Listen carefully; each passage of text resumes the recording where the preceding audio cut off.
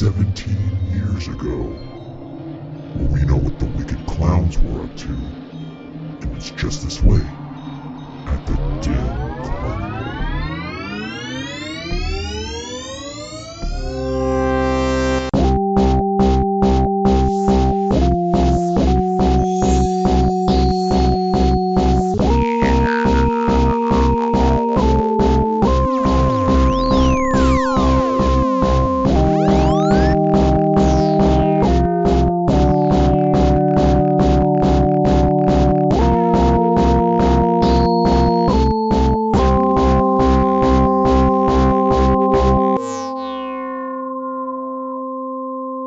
Welcome, everybody, back to the Dim Carnival. I'm Steve.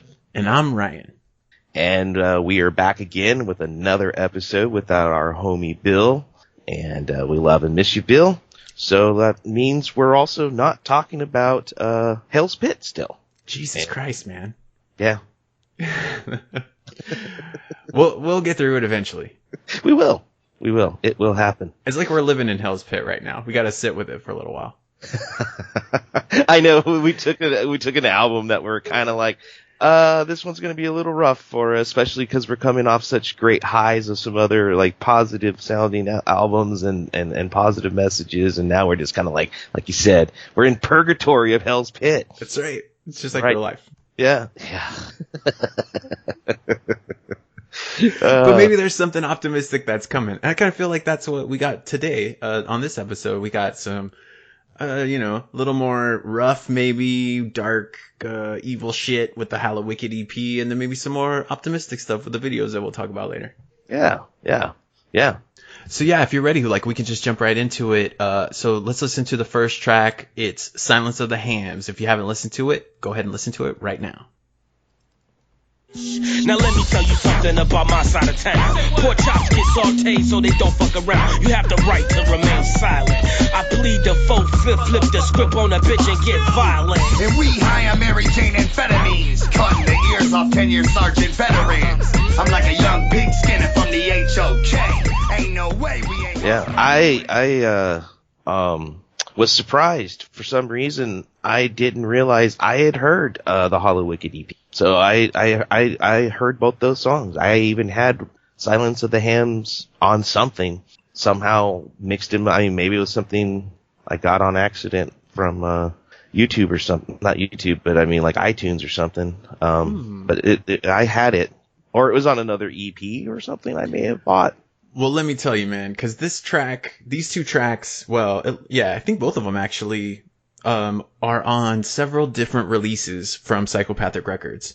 So first we're going to talk about the Hallowicked EP that was released, or that was issued to attendees of the 2002 Hallowicked show. And we've talked about that before. It was October 30th and 31st back in 2002, Wednesday and a Thursday, at the Royal Oak Music Theater in Royal Oak, Michigan. They had planned a show for Halloween night, as they normally do. It was going to be Insane Clown Posse. Opening acts were Isham and Twiztid, right? Great lineup. Perfect lineup for Hallowicked.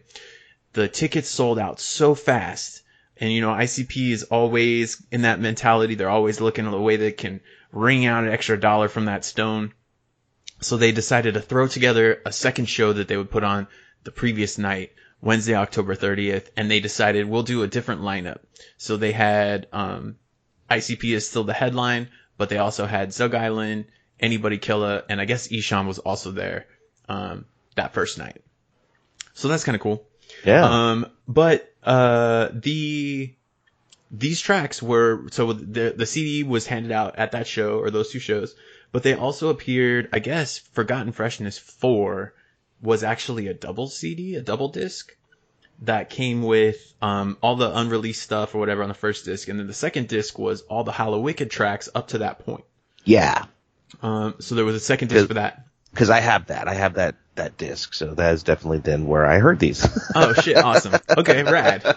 Well, I don't know if you have that disc handy. Because I wasn't able to find certain information about like specifically who produced the different tracks.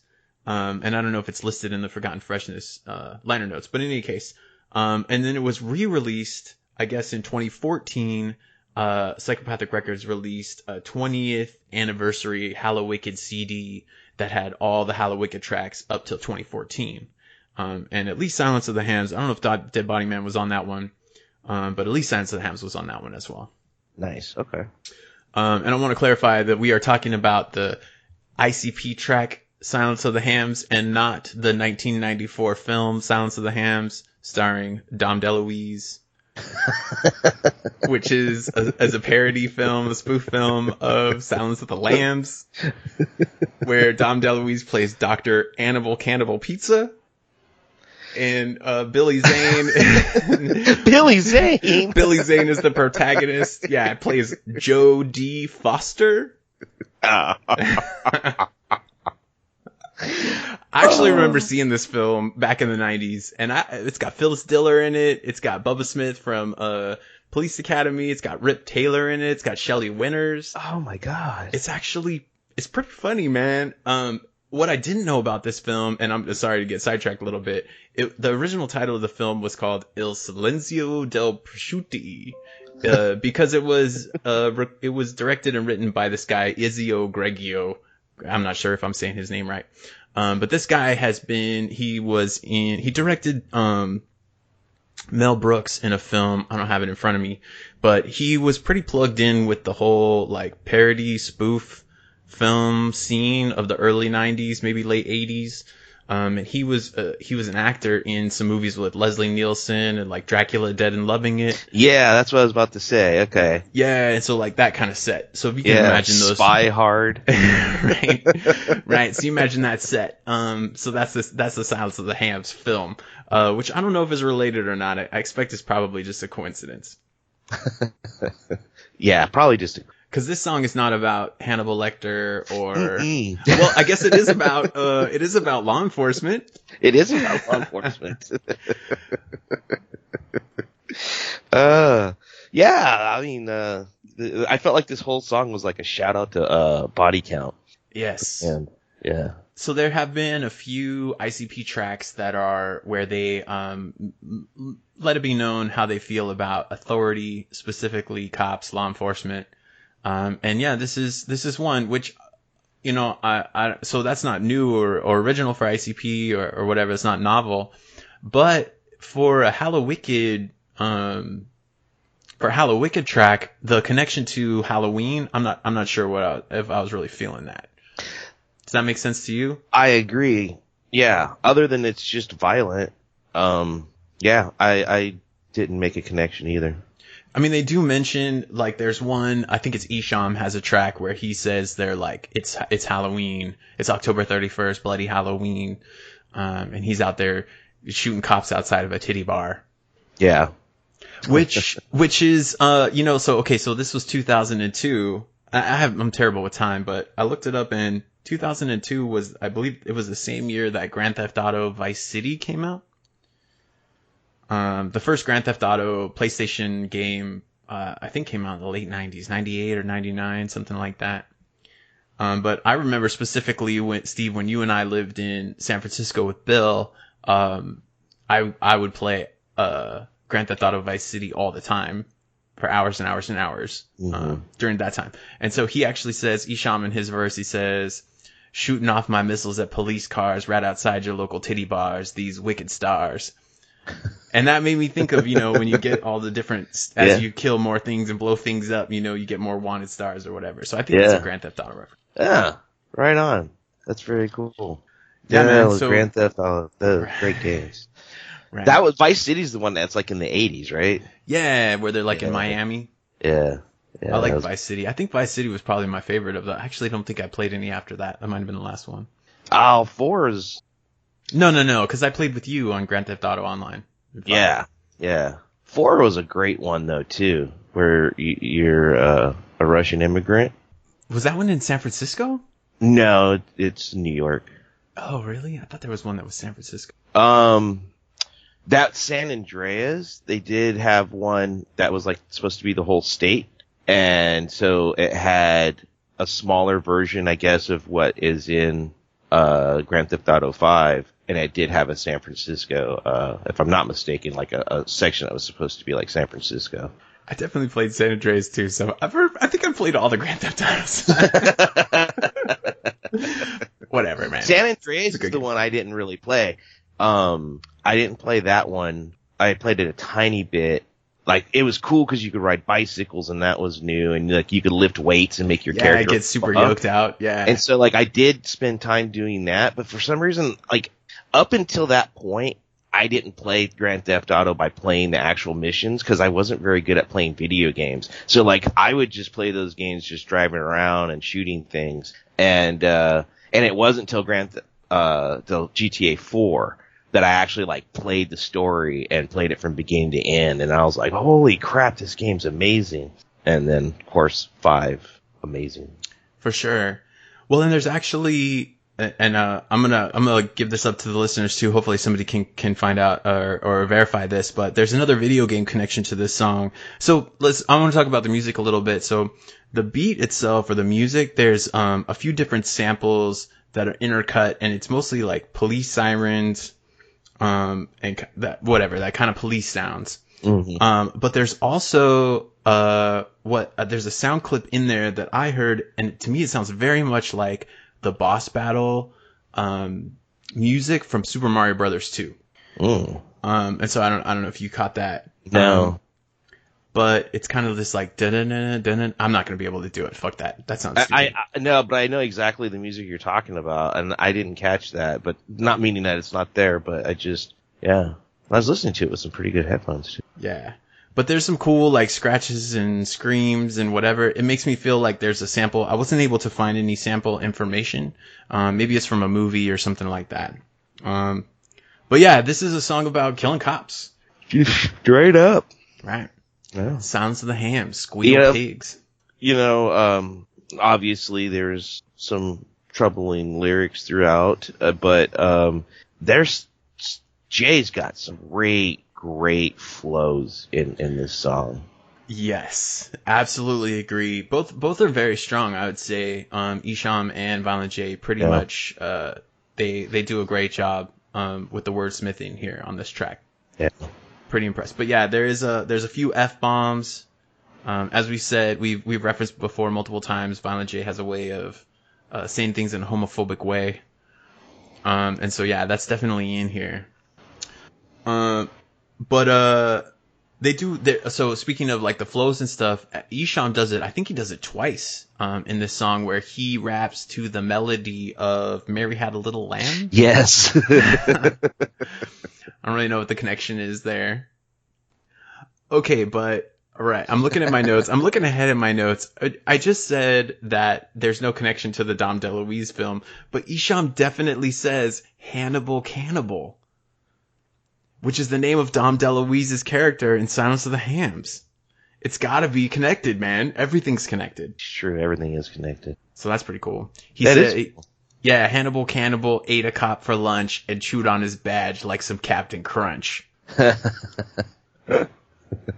Pretty on. It is. I remember seeing the Silence of the Hams video at the store and never watching it. Oh yeah, and I always liked Dom DeLuise. I know, and I don't even know if I can find that on anything to watch. I mean, it's got to be out there somewhere. Yeah. Yeah, man. But Jay's flow's definitely on point on this song. I think it's his last. It might be his last verse, where he says, "Psychopathic hatches swinging, catching a flinging body bacon." Like that last verse of him, he just like gets into a groove. Yes. And it sounds so rad. Yeah. I didn't do it justice. That's why he makes the big bucks. That's right, man. That's why I'm not a rapper. Yeah. One of the things this song did make me think about too is, I mean, they have always had disdain for the police, and they do have songs where police officers get killed. A lot of times it's like a corrupt officer. And they'll even have a skit and stuff with like dumb cops that get killed. And I was thinking, I haven't really heard too many songs that at least they don't pop off the top of my head that they are just about killing police like this song is. It seems like, and in the chorus too, it's like, it's kind of ominous or threatening because they say it's Silence of the Hams and you looking hammy. Like, it's not even necessarily, you just kind of look like a cop, so I'm going to kill you, you know? You remind me of a cop, I'm going to kill you. Narc. I like when Isham is in the background going, bacon bits. Bacon bits. Oh, man. But they also mention, House of Crazies. So he says, I think it's, is it Isham? He says, I'm like a young pig skinner from the HOK, House of Crazies. Yeah. And so yeah, that was an old House of Crazies track, Pig Skinners. Did Isham ever, work with them at that level, or when they were House of Crazies? You know what? I'm gonna have to defer to Twiztid Histories, on the Instagram account to go back to that. I'm not as familiar, you know, with all of that history there. I actually didn't know that it was so robust. I mean, I guess I want to give a shout out to Twiztid History. I've been checking them out on Instagram, and that's a pretty rad account if you haven't seen it. Really, really in depth, like really impressive amount of historical information there on the band, and some pretty interesting content of like show flyers and just a lot of information there. I don't even know who this dude is and how he finds or knows all of this stuff, but just a really impressive amount of content there. That's so awesome. Check that out. I will. My favorite line in the whole song is, I think it's Violent J. He says, "Iced out like the abdominal snowman." I love it. Yeah, it's weird. You know, I had this music, this song did not ever make it into my rotation of ICP music. I think ultimately because I probably didn't really care for the music a whole lot when all is said and done. It wasn't a song that I would, continuously listen to the way, some of these other songs that we'll look at, a little later, I will listen to again. But the violence in it and the content, there's a lot of good stuff in there. I gotta say, yeah, man, it's pretty violent. There's not too much like any funny stuff. I did think that, let's see, the homie Rob, he emailed us about this, and one of the things he said was that Isham tends to pull like the more coarse, abrasive J personality out. Mm-hmm. And it, you know, there's some, you know, he says like Captain Crunch and the abdominal snowman, but for the most part, it's like a pretty straightforward, straight ahead, gangster rap song, I think. And which is fine. But it, you know, Violent J does mention, that it's the Raining Diamonds era. He says that, you know, the 6 Jokers card is in your front yard. And so it's definitely that you feel that it's that time frame, but it is more of that wicked shit. Yeah. I was actually kind of surprised, throwing in the, Raining Diamonds with such a negative song, because normally a lot of their Raining Diamond songs don't come across that way. Yeah. We get wicked, Hallowicked when we kick it, bring the picket sign, wicked rhyme, D-time, it's Raining Diamonds, the 6 Jokers card is in your front yard, don't be scared. So I guess maybe, you know, like, if you feel like, if you're the juggalo that's down with ICP, then you also probably hate the cops, and so you're not, you know, when you're listening to it, you're not the one that's being targeted, even though he says you're looking hammy. And so maybe that's just it, you know, like, yeah, you don't have to be worried, because we're all, you know, we're in the Hallowicked show listening to this song. I gotta imagine they played it at the show. Mm-hmm. Yeah, so I don't know, man. But then right at the very end, I think it's Isham says, "Me and Jay, SV, what? Super villains." Just a good reference to, timely reference to the Gathering of the Juggalos, which is in a couple of weeks. Yeah. CNC Music Factory. Wait, what? They're playing. CNC Music Factory is going to be at the Gathering? Yeah. Wow. Yeah. Wow. That's amazing. Yeah, there's some interesting stuff. I mean, I know Gwar's going to be there, which this is not the first time for Gwar, if I understand correctly, but, you know, I'm always a little surprised by some of the stuff, but yep, CNC Music Factory. That's an interesting get, man. That's like a one-hit wonder from like 30 years ago. Yeah. But they have like 20 or 30 different artists, right? Because the music is going round the clock. Yeah. Yeah. There are, yes. They have a train that's going to take you around the campground. It's so big.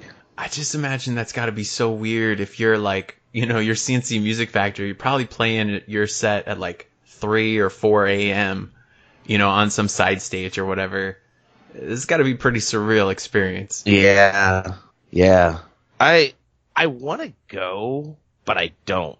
My social anxiety would make it a nightmare for me. And then other aspects of it would probably make it really difficult for me too. But I wish like I could go as someone else.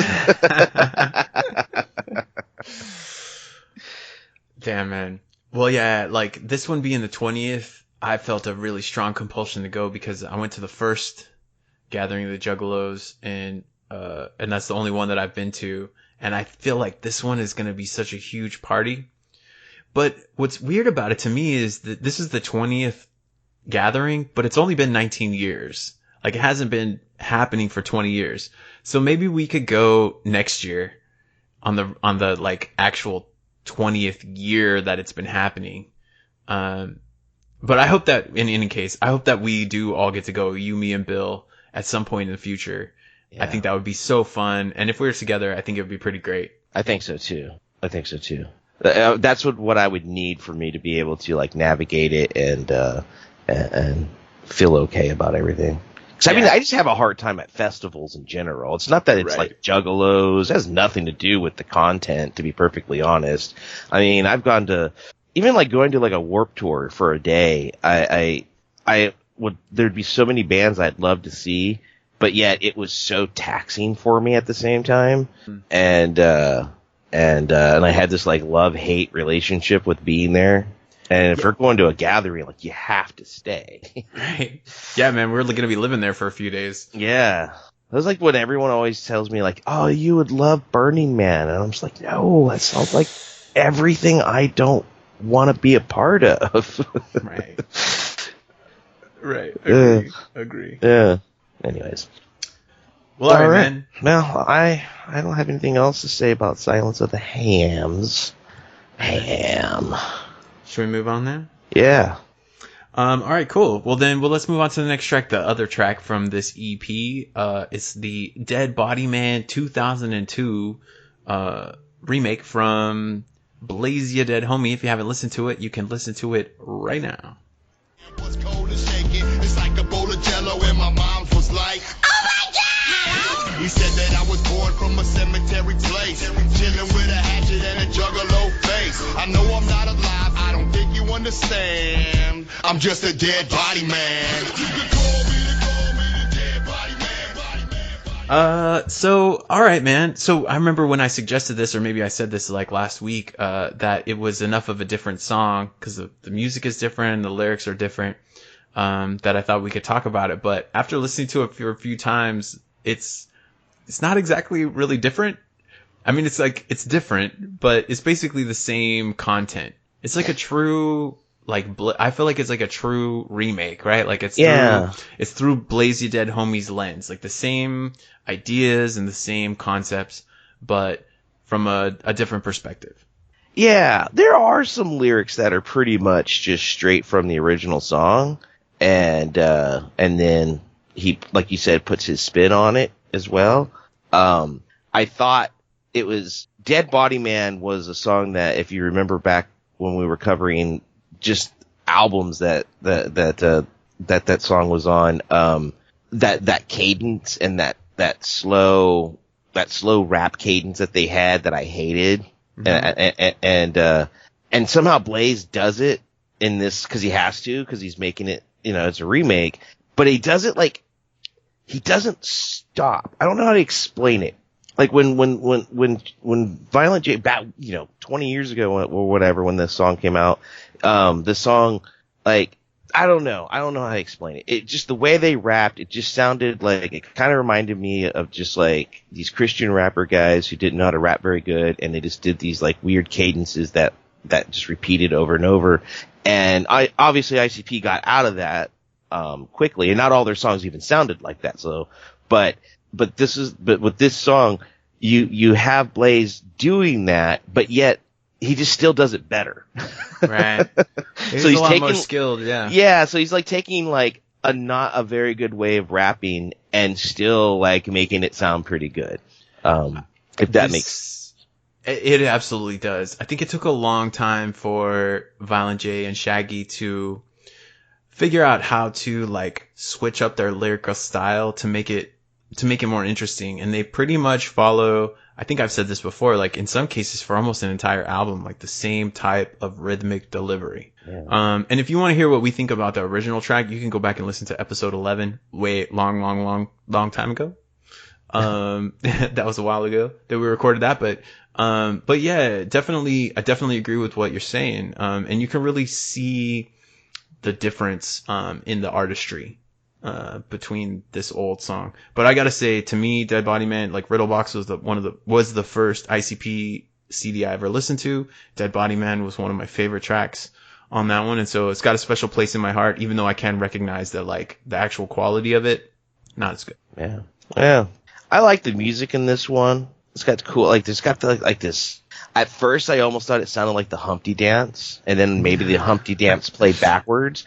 And obviously, I have some kind of problem because I feel like I've like said now like 10 different songs in the last year that we've been doing this. I'm like, is that the Humpty Dance in the background? I don't know why, but I came to the conclusion that it didn't sound like the Humpty Dance, but there's still like this like pulsating in the background that still gives me that vibe. So I'm forever going to point that out. Yeah, well, and the bass line is really up front on this song. So there's this really like clear, pronounced bass sound that's, I think, is like the most upfront part of the beat. There's an open, kind of spooky, like warbly synth in the background, like a woo sound in the back. Yeah. There's like a scream sample that's cut in there. I felt overall the music, like this version, even though the original is kind of like, it's more of like a slower track or whatever, I still felt like this one was like a lot more chill. Like to me, it sounded like a cruising kind of beat, like that you listen to. Yeah. Yeah. There's some cool, samples in it as well. So there is a Dead Body Man sample that's thrown in there. And also when he raps, there's a line where he says, when he's riding through the neighborhood, instead of kicking the bass, he's bumping his shit. He's listening to Great Malenko, Most Tasteless, and his first EP, bitch. Yeah. And during that line, there's a sample of the intro track to Great Malenko. The Great Malenko. Yeah. That part's thrown in there too. Nice. And I couldn't find who was the producer of this track. And I meant to look it up before we started recording. In 2002, I want to say, to me, it sounds like a Fritz the Cat track. But I could be totally wrong. Like I'm pulling that out of my ass. I could not find it. The only thing I could find was on Rate Your Music. The track is listed as being produced by Mikey Clark. I can't imagine there's any way that that's the case. I'm sure that is just a reference to the original track. But that's what it said. But it basically follows the same flow. Like instead of in the original track, Violent J's eating a dead body, but it's not, they don't really talk too much about it. In this track, the first one, he's eating women. Which is, kind of par for the course for our psychopathic, creators here. And then at the end, he's kind of just driving through town, with his homies, his dead homies in the back. You said that they kept some original lines. I was really happy that he kept the little baby rabbit's hand. Yeah. He kept that line in there. Yeah. This is one that I really like. Yeah, that's a good one. Yeah, I thought this was actually a really good, remix or remake or cover of this song. It's cool to like, there's so many good, I guess this is just based on my bias because I think Dead Body Man, like that was like your favorite song off that album. So a lot of people love it. I just feel like there's so many great songs that you could cover that would be a little more complicated or, just not content, because Dead Body Man's content actually is fantastic. I guess I just didn't like the song so much, or very much. And so, so I just feel like if you're going back to like cover a song from ICP, like there's just like some great ones to do. And I feel like they never choose the ones I like to cover. And, but they do. I'm not saying I like this remix better than Dead Body Man, the original. It's hard for me to say that. But it is a very good cover. And just because Blaze is so talented. Yeah, I couldn't agree with you more, man. I mean, ultimately, that's how I feel about it. I don't think anything is going to replace that original song for me, just like for the nostalgia factor. But Blaze is almost obligated, in my opinion, to go back and do this track and put it on something. Being that he's your dead homie, you know, he's got to do Dead Body Man. Sounds like you dogs just dead. Yeah. Must be an intruder. Must be an intruder. Amazon. Right. Yeah, man, but, you know, just, like, because it's a remake, I gotta say, like, I just didn't have as many things to say about it. Like, I feel like he does a pretty good job about being clever about switching up the lyrics and kind of making it his own thing. Instead of fingernails caught in his teeth, it's pussy hair. Yeah. You know, little things like that. I thought it was great, and now as a greater appreciator of the man, I like it, and I'm glad that it's in that, like, domain or whatever. But, you know, it's not something that I was, like, bowled over by. Huh. I thought it was fine. I was glad it was there. Yeah. It made sense. Right. Absolutely. All right, Steve, you want to move on to these two music videos that we watched this week? Yeah. Cool. So we're going to talk about the video for Satellites. If you haven't seen it, you should go check it out right now. And you got more than him in that shoebox. You got a best friend in Dude Rocks. And it's you, you crew jocks. So load the jukebox and do a few shots. Cause you ain't got a tombstone like Tupac. Bless me with the sight of a satellite. I can always see from here. Can always see clear from down here. Bless me with the sight of a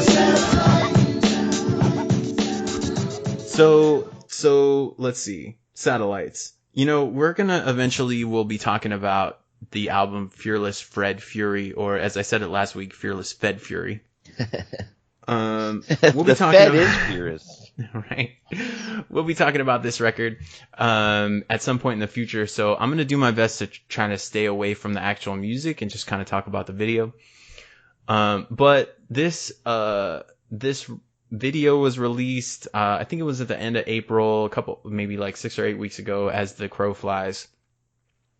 And it was, let's see, it features, first of all, the first thing I want to say, the video features, or the song features this guy, Ant G. I saw his name a couple of different ways. He's the guy who sings in the chorus. Okay. And he's in the video.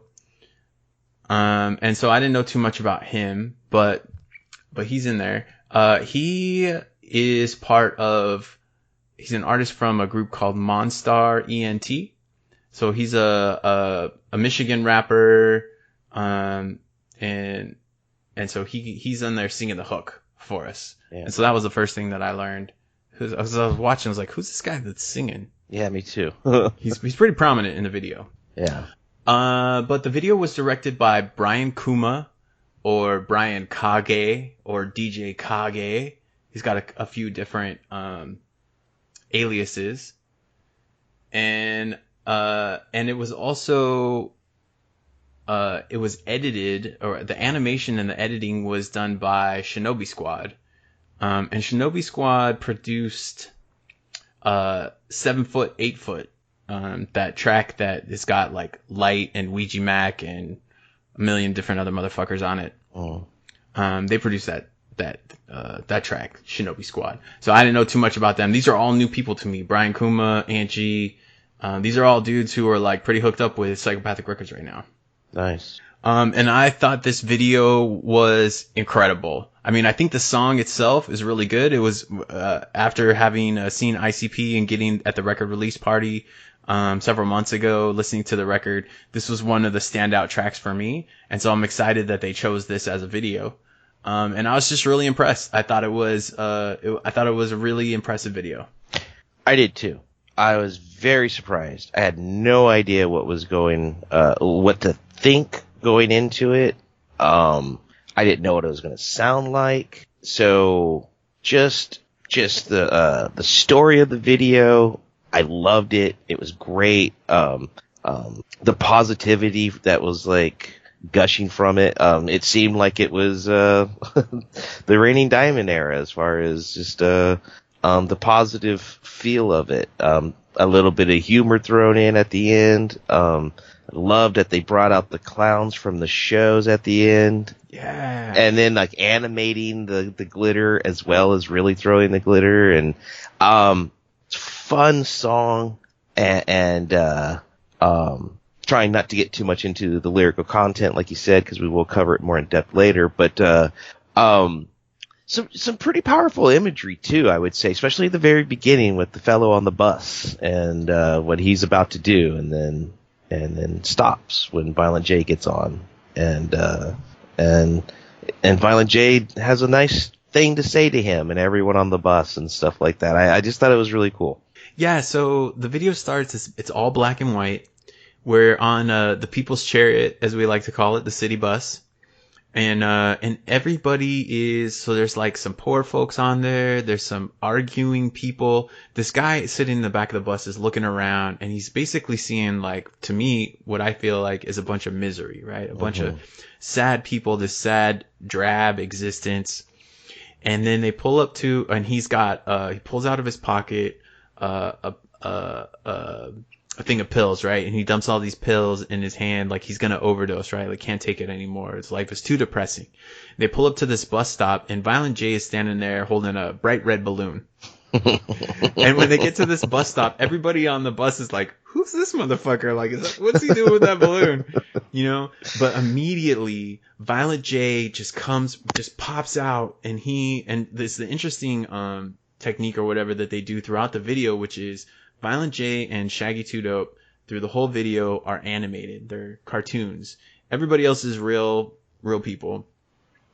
Unless Violent J or Shaggy touch anyone. Every time they touch a person in the video, that person gets animated, even if it's like just for a second. Mm-hmm. But that's kind of what the concept of the video was to me, or at least as I interpret it, is they're coming in to inject some positivity. And as soon as Violent J gets on the bus, his first verse is basically saying, like, no matter how shitty your life is, there's somebody else that's got it shittier than you. Yeah. You know, and so try to find the positivity in your life. And so he's kind of bringing this positive effect into this world, or into this scene. And as he is interacting with it, it becomes more and more colorful, and people start to come to life. I love when he's like leaning on the railing and he says, and if you don't have legs, or something to that effect, where he says, at least you're not being shot in the dome, or however he says it, and then he like mimics it, and then they have rainbow blood. A rainbow squirts out, yeah. That was so awesome. Really, really good, man. Yeah, so they're riding on the bus, and then and he kind of like brings this whole positive vibe, like we said, and then the bus pulls up to a spot which is pretty cool. It's I noticed it because the news shows up, and it's gonna like start covering what's happening here, and it says on the crawl or whatever on the bottom that ICP shows up at El Club. So I looked that up, and that's actually a venue. It's an all ages music venue in Michigan, in Southwest Detroit, Michigan. And so that's kind of, they go into the bar that's connected to that all ages club, which is weird that there's a bar in an all ages club, but that's where the rest of the video takes place, and this kind of party breaks out from all these community people. You know, there's a bunch of sad folks drinking inside this bar, and ICP shows up, and it just turns into a big party. In which one of them has to pay the bill at the end. Right. You know, I had actually watched this video a few times, but I guess I never watched it through all the way to the end. And yeah, that's pretty funny when they're both kind of like passed out, exhausted from this raging party that they threw, or whatever. Somebody's got to pay the bill. And they come out of animation. Right. Yeah. There's this like kind of like the frequencies getting disrupted. And I also noticed it looked to me like Shaggy was drinking Modelo Especial, which is you know, as I get older, older and older, I like light beer more and more. And so, pretty happy with that beer choice that they were choosing. But there's a lot of cool cameos in this video as well. I don't know if you caught all of those people. There's probably like a lot. I feel like there was a lot of cameos that I didn't even recognize. I only caught Isham because they say his name. Isham's in there.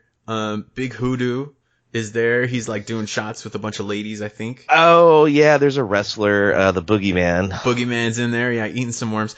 That dude's thing is just eating worms. Like, he's got to eat real worms wherever he goes.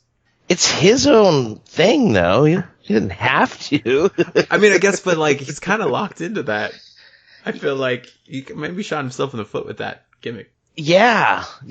I was watching a little, not a documentary, but just a little piece about him and when he was in NXT or OVW before it was NXT, and they came up with that gimmick and he went all in on it, and then just like and like creative. I feel like creative at WWE at some point was even like, well, this isn't going to work out, and we could change you to something else. And he's just like, nah, just fire me. This is who I am. Oh my God. Well, I'm glad you know that, because I think this is where Bill would step in and tell us some robust, interesting history about Boogeyman. Yeah. He would tell me what I just said is wrong. I'm sure he didn't want to get fired. Yeah, I mean, but I just can't believe to see someone who's, I mean, they just hire him back to do that sometime. They're like, oh, like as a joke thing, well, let's get the Boogeyman off the indies and have him eat some worms. Well, good on him, Boogeyman. Yeah. The other cameo that I recognized was Rude Boy. And you know, Rude Boy and Violent J, so they're getting pretty up there in age. But they're still about to throw down at Gathering of the Juggalos. I don't know if you follow ICP on Twitter, but yesterday, Violent J, posted a shoot promo. A shoot promo? A promo. Yeah. Trying to hype up that match. Because those two dudes are going to throw down. And, I think Violent J is going to hit him with a sledgehammer. Is what's going to happen. Yeah, I saw when they started going back and forth with those promos. So that should be fun. Yeah, good stuff. One of my favorite parts in the video, at the beginning when they're on the bus, one of the dudes that's sitting there, this old guy, he's got the oxygen tank hooked up to his nose, you know, it's like emphysema or whatever. But at the end, he's at the party too, and he's dancing around, he's got his oxygen tank with him, you know, having a good time. Yeah. Oh shit. Yeah, there was a few things in there that I thought was cool like that. Well, I thought it was funny that on the bus he takes the oxygen off when everyone gets happy, and I'm like, you maybe want to keep that. Yeah. You're gonna ruin the vibe, homie, if you die. When everyone's like cheering, and I don't remember if it's when Shaggy's walking across the bar, or if it's when the Wicked Clowns come out and start throwing the glitter.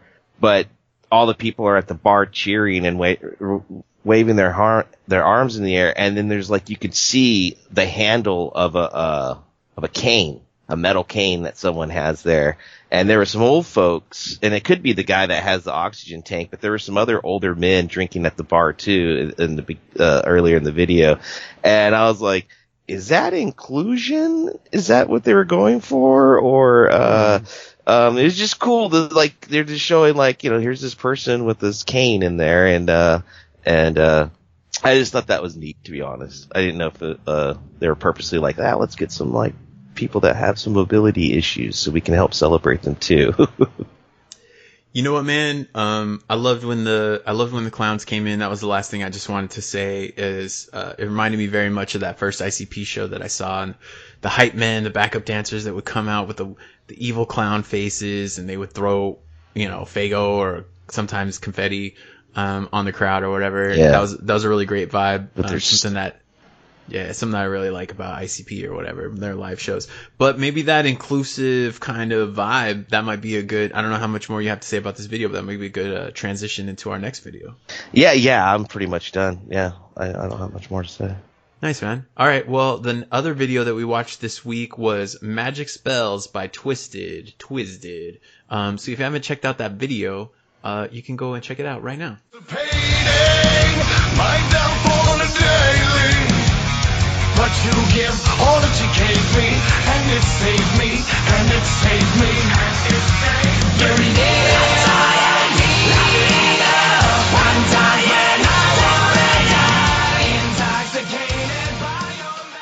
all right. I don't even know where I want to start with this Magic Spellz. I haven't listened. I said last week I haven't listened to anything that Twiztid has done since Green Book, and I'm really looking forward to hearing everything that they put out between then and now. But this is I'm pretty sure the first video that I saw from this new Generation Nightmare CD that they just had come out. I think I have listened to other tracks, but this is the first video. This thing blew me the fuck away. I could not believe how much I like this song, and I really like the video too, even though it's very, very simple. So yeah, just really, really pleased to talk about this with you, and I'm curious what you think about it. I was blown away too. I think going into these two songs, if I were to make a guess of one song being a rap song and one song being a rap rock song, that I would have flipped it and thought that Satellite was going to be a rap rock song and not Magic Spellz, which doesn't make sense because ICP's been doing a lot more just hip hop music over the years, and Twiztid has done lots of rap rock, so I don't know why I get surprised when I hear them do rap rock stuff. And even with this song, like my initial like, holy crap, this is a rap rock song, like for reals, like not like On the Edge, you know, not a rap song that has rock in it or something like that. I still don't know why I'm surprised by it, because I can go all the way back to like Mutant X or I think that's what it's called, and they had straight up songs like this, and I liked those songs. So anyways, my point is I still was super surprised by how this song sounded at the beginning. And I also really enjoyed the video. Like you said, super simple, but really like it's just super impactful and also like serious, but also playful at times as well. Like I was super surprised, was not expecting that from this song. And I mean, I fully agree with everything that you just said. To me, it's like a rock. It's really like a rock song. Like there's not really any rapping in this song. I guess, yeah. You know, it's just straight ahead. I can't think of a time when, I mean, I'm sure that there have been times, but they're like Monoxide Child just is straight singing on they're both just singing. Every verse is just singing. I can't really think of a time where I know we've heard Jamie sing before, but like this is they're just singing. Well, I woke up with a song off of one of their other albums that this song made my brain doesn't know this song well enough, so it resorted back to an older song that this song kind of reminds me of, where they sing a lot on it. They don't rap at all on so this is not the first that they've done something like this. This is why don't know why I'm so surprised by the song, but yeah, I mean, and they yelled before too, but I don't know that I've heard them yell so hard as well. There's one where it's just like yelling, almost like a hardcore band. Yeah, exactly. That's what I was thinking of too. And that's what I'm saying. Like, I'm sure like Green Book is 10 or 15 years ago at this point or something like that. So, you know, I'm sure that they've done more of this. Obviously they sound really polished. They sounded really, really good. And their voices, the way that they crafted the song, like I hope that we'll eventually cover this album and we can talk about it more then, but like, yeah, just completely blown away. It was not at all what I was expecting. And the whole vibe of the video, even though it's very, very simple. So the video is just intercut, super close up, like full frame close ups of a whole bunch of people, including Jamie Madrox and Monoxide Child. With and then makeup and without makeup. Yeah, in and out of makeup. And that's something that I've actually kind of always appreciated with Twiztid. Like when ICP came out, you never saw them without their makeup. Jay talks about this on his record. Like they don't set up their stage. They, it's part of their mystique or whatever. And it wasn't until they had until Great Malenko, when they had a nationwide release, that you even saw like published images of them. Yeah. I remember before Malenko came out, it was really hard to find pictures of them. And it was just the few images in their liner notes or whatever, at least where I was in California, probably in maybe in Detroit or whatever. In the Midwest, you could see that. But there was always something super mysterious about them. And there was like a Spin or a Vibe magazine where if you bought all the different covers, you could like paste it together and see like each one had a different section of their face that was unpainted. Yeah, that was actually people would cool. Photoshop those images together so you could kind of see what they look like without their paint. But like they're very particular about being seen in public without their paint on. But Twiztid was never kind of like that, at least from my recollection. Like they weren't really afraid to show you what they look like without paint, especially now, obviously. Well, no, I mean just look at the Big Money Hustlers movie. Right. Yes. Perfect. Thank you. Yeah, so yes, perfect example. So they've always been kind of upfront about that. And so, but to me, it really adds to the kind of, there's this whole like, I guess the feeling that I get from watching the video is this like connection to people. And so one of the first things that I thought of is there's a really diverse group of folks that are shown in this video. There's men and women, people of color, there's like differently abled people. And the format doesn't really, you still don't get to know anything about these folks that are in there. And so that kind of, whenever it's that scenario, whenever you have like a person that has a disability that's in a thing, if you don't get to learn about that person and know what their story is, to me, it always feels a bit exploitative to like throw a person in there that maybe has like a physical disability. But in this video, to me, it feels like you immediately connect because there's this humanity there. And the fact that Twiztid show up with in and out of their paint, it makes it feel like more connected to all of those people that appear in the video. And to me, it feels like like not as exploitative. It feels like more inclusive. I agree 100%. Especially with the nature of what the song seems to be about and it being, we're all suffering and we can all pull from strength from each other, and everyone's suffering and why they feel the way they feel are completely different reasons. And there are some people in there that you might be able to look at it instantly and be like, I can see why they suffer, and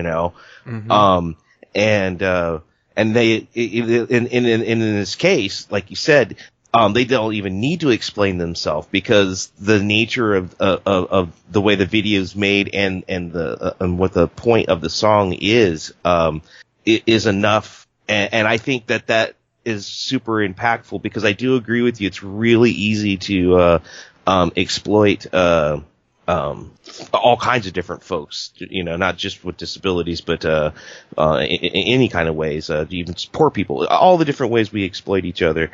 And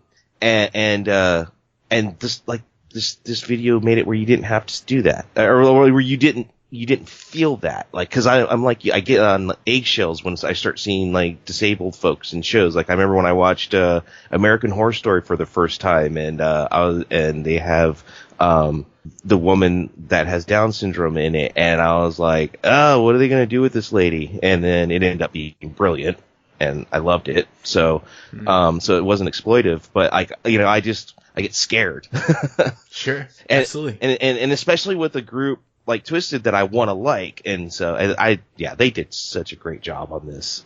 Again, both these videos, blew me away in that I was super surprised. Real quick with Satellite, the only thing I knew about Satellite going into it was, some juggalos I follow were talking smack about it because they didn't like it being animated. But other than that, so that was the only thing I took into it, is like, oh, this is the one with the animation. I thought cool. I didn't mention that, but there was, in the, I guess it would have been the late 90s, maybe early 2000s, there was a couple of movies that came out that had that same style. The Waking Life and also A Scanner Darkly. So that's the style. If you didn't watch the videos, like that might be something a reference that you would get. You know, yeah, Scanner Darkly, that's the one that has Alex Jones in it. Oh, really? Yeah. Oh, yeah. He's yeah. driving Wow, around I with a forgot about that. bullhorn attached to the top of his car, and he's like spewing out stuff, conspiracy stuff. Yeah, well, fuck that guy. No, I know. I wonder if the people who made that movie, who thought maybe they were being all edgy and woke back in those days, putting him in it, are like, damn it, that didn't age well. Right? Who could have known that guy would turn out to be a?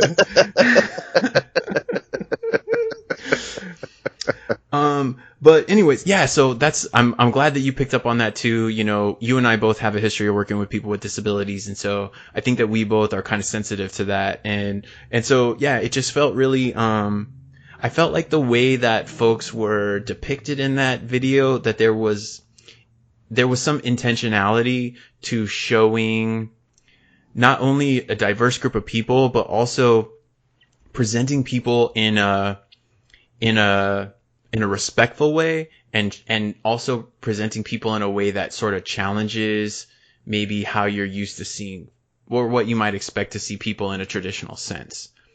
And so the clothes that people are wearing, their mannerisms, how they are interacting with the lyrics, and even down to the editing and which faces are shown during which lines of the song. While I do think that things were chosen to convey an emotional impact, I do think that I just feel like there was some sensitivity there to really make it seem like we're not, these people are here to drive home the point, you know, in a positive way. Mm-hmm. And we're not using them to just make something, you know, some kind of a impact or whatever. I don't know. Yeah. You know, the thing, I agree with you.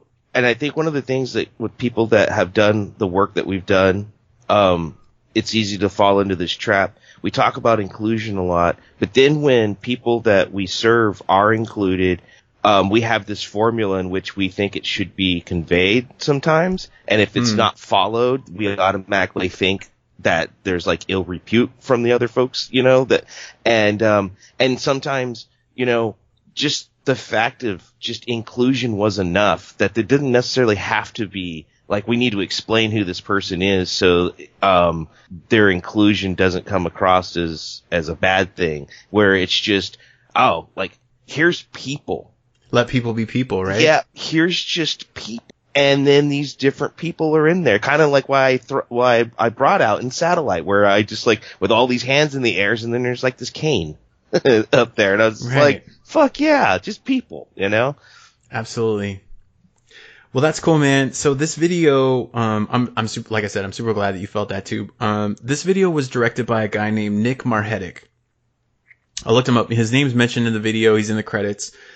He is the owner of a company called BMVP. I'm going to I'll put up on the Instagram, a link to, I know I can't post links, but, there's a YouTube video. He's got a YouTube account, and he kind of talks about the philosophy behind his, he's a like a producer, director, creator. And his whole thing is about humanity first, and like connecting people to this, the human connection, and all the diversity that exists out there. And he's really into this like positivity tip. It makes he's from Michigan. So I don't know how much Twiztid knew about him before, but, he's a local guy to that area. And so it makes sense, like, as a perfect, complement to what Twiztid, I think, is trying to do, right now with this, especially with this song. And so, yeah, I think it was a brilliant, really, I think keeping it simple was a great choice. Makes a really impactful, video. Really awesome. Yeah. And the dude's like 24 years old, you know, he's like a kid. And so that's pretty awesome, man. Lots of props to that dude. Yeah. Yeah. You know, I something about this song, when we've talked about other Twiztid music, I think it was on Mirror Mirror, where I was talking about, sometimes their dark music makes me feel happy because it has like the adverse effect, which I think is what they want it to have. And it was refreshing to see them flesh out the positive stuff by actually being positive too, you know? And I mean, I've read the lyrics, and it's not like it's all positive, but I mean, it's like the reality that life is really fucking hard, and having, the people in your life, and they're the magic spell. They're in the way they say, you lift me up in times when I want to die, intoxicated by your magic spells you weave all the time. And it's just so cool, it's just so different. And I felt like they made me feel positive things with such dark music, is my point, for them to actually just come out and be like pretty positive. Just, it blew my mind. And it's nice to see a range, and in like feeling like they're growing too, Yeah. Well, and I think that's something that, correct me if I'm wrong, but that's something that probably drew you, me, and Bill, if I can speak for him, to this band in some ways. Like, not only is it funny and entertaining and cool, and we like the horror content, the mix of all this, like the violence and the humor, but it's this like community building aspect. Mm-hmm. And so, we talked about several episodes ago, last year, Jamie Madrox teamed up with this like Fend, brand to bring awareness to the opioid crisis. Yeah. And so like their connection to their community, like they've always repped their community hardcore, but like, it's not just that they're proud of where they're from, but they like really want to help people out. And I feel like that's, hopefully, like, I'm excited to get eventually to, the contemporary stuff and like this kind of mentality that they have of building up their community and improving things for people, that just improving the lives of people or whatever. Yeah. That positivity thing is something that I'm super into. I have to say, I am excited to get to Man's Myth and Mutant X. Especially Mutant X. Man's Myth has some just straight up rock songs on it, but Mutant X does as well. It has more, I feel. And there's some really good jams in there. There's some that are just like really punk rock like, and I always like those songs, and they don't sing as well on it, but the way they try and they're being different is what I really appreciated from it. And so I'm excited to cover those, and those aren't that far away. Those are only from 2004 or 5. So we will be we'll be catching up to those soon. Yeah. If we can ever get out of Hell's Pit. Came out in 2005. So yeah, we're right. Bill can hurry up and raise up that kid, then we can get started. I don't know if you can fast forward the development process, but yeah, man, we'll get to it eventually. But yeah, man, what a treat. Both these videos, just really like uplifting, positive, really fun to listen to. It really made me feel optimistic, about this journey. Actually we got some emails and some Instagram comments about the next era following Hell's Pit. And I think we have to kind of dredge through, the doldrums a little bit, in some of this content. So we'll see, because I'm not familiar with any of this stuff, but eventually we're going to come out on the other side with some good positive stuff to look forward to. Well, Steve, I got to say, it's been super fun talking about these videos with you. And I realized that, in all these other episodes, we kind of brushed over all these other videos. And so maybe that's a nice vein that we can mine, to talk about for the next episode. So, does that sound cool to you? Maybe we can talk about some more of these ICP videos. I'd absolutely love that. That'd be fun. Awesome. All right. Well, just off the top of my head, not that I've done any research, maybe we can do, let's see. So, I'm thinking if we're going to do a video, then we should probably start right at the very top. Chicken Huntin' Slaughterhouse Remix. Yeah. Off of Riddlebox.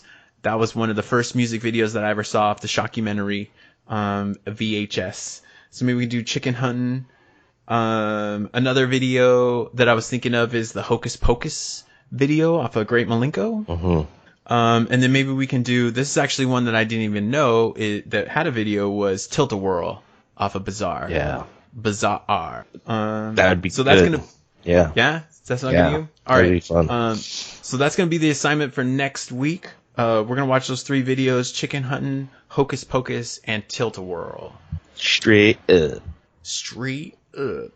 Well, Steve, as you said at the top of the show, we've been missing Bill. Bill, I hope you're doing good out there, raising your brood. And we're looking forward to seeing you again.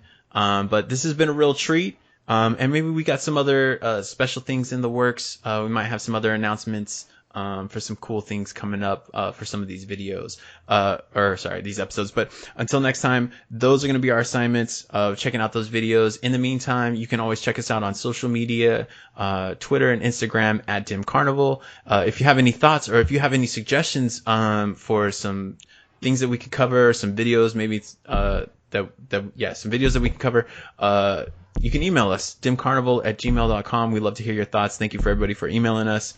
And we will be checking you guys soon. Until next time, I'm Ryan. I'm Steve. And I'm iced out like the abdominal snowman. Ooh.